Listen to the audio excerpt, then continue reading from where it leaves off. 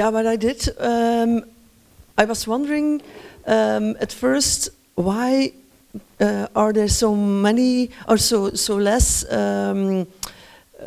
blind or visual impaired people who are making photographs. And I was wondering, is it because they aren't interested anymore in taking pictures because they can't see it anymore, or they can't? Blindness is a broad continuum. There are people who can't see anything, and there are people who can see a bit, or they can't see colors. They only see brightness, a little bit of light, and lots of light. There's a big difference. So I thought, is making pictures not interesting anymore? Or are there maybe boundaries in the society that makes that makes it impossible for them to make photographs? And when I started to examine that question all over the world, I was looking for examples of photographers who are blind or visual impaired and still make pictures, and I find a lot of them. There are very famous photographers. There are famous photographers who have been blind forever, and there are some photographers that became blind, are visual impaired. And I thought, if it's possible all over the world, why can't it be possible in Belgium? Huh? So I started, it's a long story, but I contacted some people. I posted announcements on the internet, and some people came to me and said, well, I'm interested to examine it with you, people who are blind or didn't see good. Then I started with them to think about a way they can make a photo about how they experience the world. It's not in pictures, they can't see the world like we see it, but they still have a ghost's eye. Everyone, when I tell you about, yesterday I was traveling in the mountains, and there were a lot of flowers, and they were so beautiful, and they were green, and they were, all of you, I expect all of you can see what I'm telling, although it isn't here, but you can imagine what I'm telling you. And that's important. It's not because you can't see, you don't want to make the picture, but it's very difficult because society isn't made for people who doesn't see. It's really, really, really difficult to participate fully in the society the way it's organized. Only to go outside or go to the shop or do something, it's really difficult for them. So, and society, a lot of people said to me, what a crazy idea, what an idea do you have to make pictures with people who are blind? It's impossible, and they are not interested. It will be impossible. So that's the way a lot of people think about them, and the visual impaired internalize that idea. And they even think, a lot of them think, it's nothing for me anymore. But I found a lot of people who are still interested, and when you have the attention for them and you approach them from leading from one step behind. I didn't say how they had to do it, or I didn't, my opinion didn't matter. It really doesn't matter what we think. There are still people who were watching my exhibition and said, but it's not possible, it's impossible. Although they saw it was possible, that's the idea that still exists, but it doesn't matter what we think. So I took them by the hand, and first of all, I went with them individually, not in group, but to give them their belief in themselves. I believed in them, and they believed in themselves, because I was so sure that it was possible, that they start to think, maybe it is possible. And I went to a woman who was completely blind, and was in her house. She lives alone in her apartment. And I asked her, how do you want to, when someone of your friends asks you, what's the view out of your window? What would you send them when you would make a photograph? And she didn't know. So we went outside, and I asked her, how do you see? It's not because they don't see, you can't use the word see, but how do you see your view? And she told me, yeah, I hear the voice of the cars, and I hear the birds, and that's how I perceive it, how I see my environment. So I asked her, and how would you put it on photo? And she's also, her hand doesn't work good, and so I helped her to hold her cell phone. And I asked her, where would you make a picture? Yes, it would be there. So I helped her, and I hold her hand, and I put the phone like that. And she said, but no, that's not how I would make the photo. I would make it like that, because that's where the noise comes from. And that's why I hear the cars. So that made me again, I don't know, humble. Yes, that's exactly what, that made me again humble. I thought, okay, I can help her, and I can ask her how she feels it, but it's her view and her. It's how she ervaart, experience it. And that was a good lesson for me too.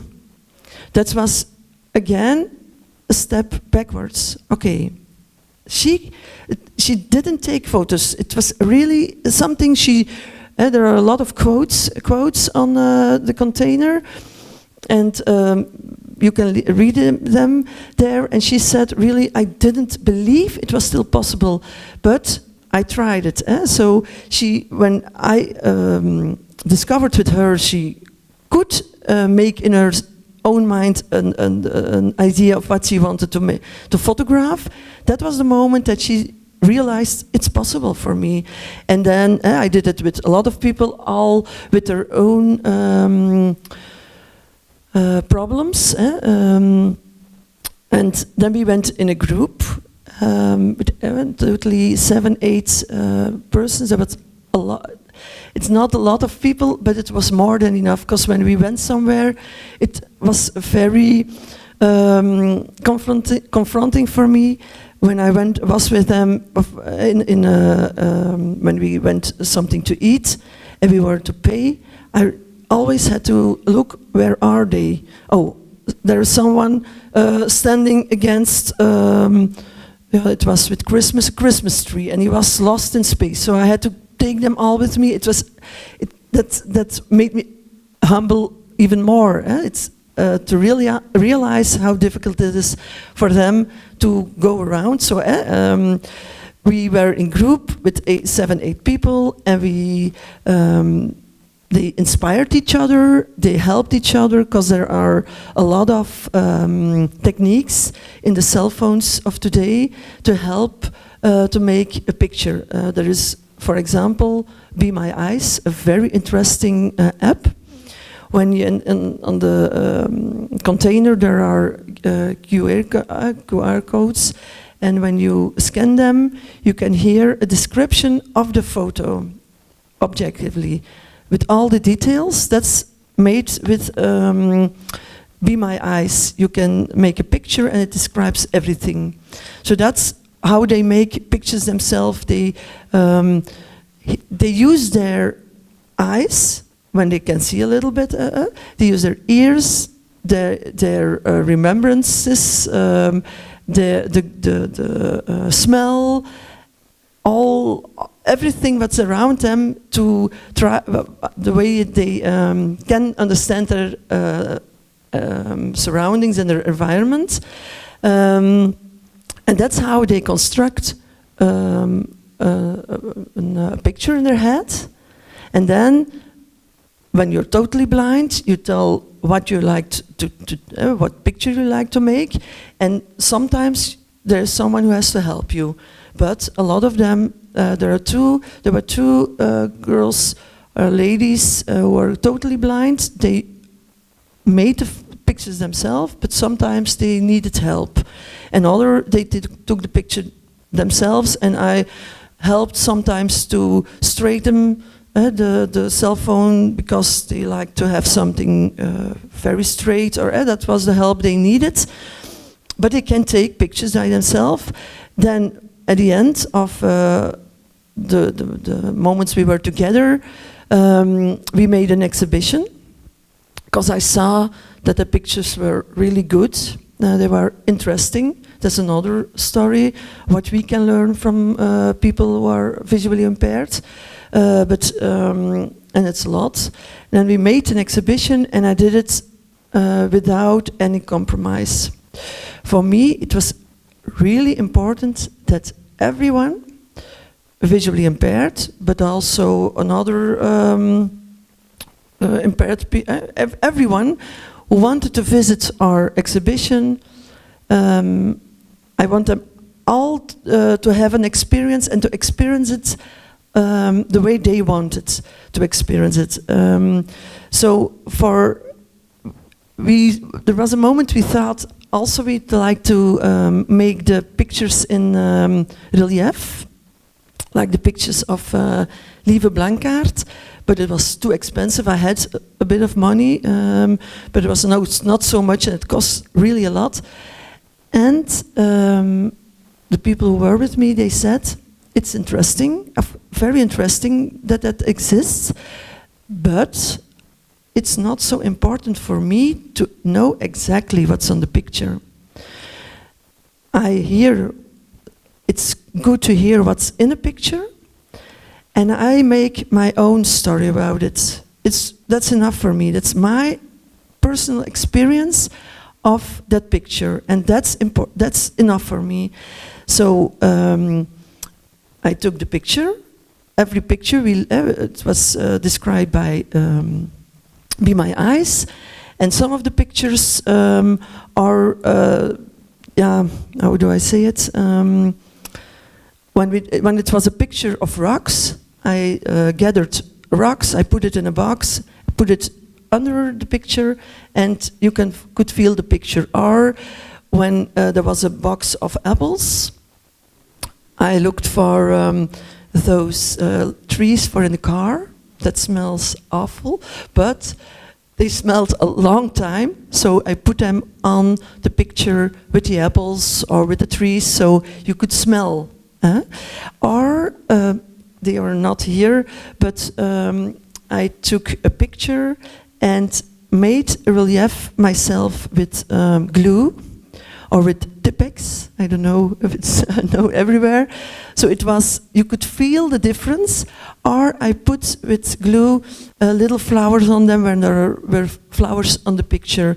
Or that was the way we made it. It was cheap, not cheap in the way cheap, but it didn't cost a lot, and it was also interesting. Plus, every photographer told something about himself, her or himself. We put it also in the QR code, and it's on the container too. Or they told something about why they made some picture, what they put in the picture from themselves. And that made the experience a bit immersive. in a not an expensive way, and that was one part. But we made also the exhibition room for someone who was blind, predictable. So every picture was on the right hand when they came in the room. They could feel. I made it also with relief paint, and they could feel how does the room looks like. They could feel it, and then they knew when I go to the right. Every picture is on the right, every QR code is on the right. It was very predictable, very easy. We put, instead of, you can put lines, and they were also expensive for people with a stick, and so they can feel the way. But we put little, how do you say it? Also with relief plakband, plakkertje. Tape, yes, relief tape on the floor, so they could feel it also with a stick. And it was also it didn't cost a lot, and that's also a message for everybody who sometimes make an exhibition. It's really important to make it accessible for everyone, and it doesn't have to cost a lot. You just have to ask the group of visitors, and they'll tell you they live in a house, they make it, that are the people with experience, and that was for me also very important. So that is a nutshell what I did. There is incredibly more to tell about. So when someone is interested, I'm very happy or very glad to tell you about it, but that's a little bit already without any preparation. Thank you, Tinne. Yeah.